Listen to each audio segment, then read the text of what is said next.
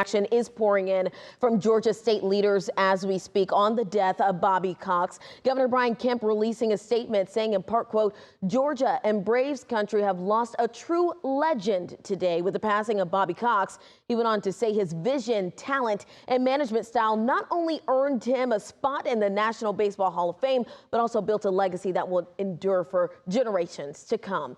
Businessman and Republican candidate for governor Rick Jackson tweeted his condolences to the Cox family. He says, quote, Bobby Cox was one of one, leading the Braves to incredible success and countless memories for baseball fans in Georgia and across the entire country. Our prayers with his family, loved ones, and the Braves organization. Representative Mike Collins also made it clear on X, heroes get remembered, but legends never die. He went on to say that Cox will be missed by Georgians, Braves fans across the world, and the game he helped to shape forever. And Braves Hall of Famer Andrew Jones posting on X, RIP, my second father.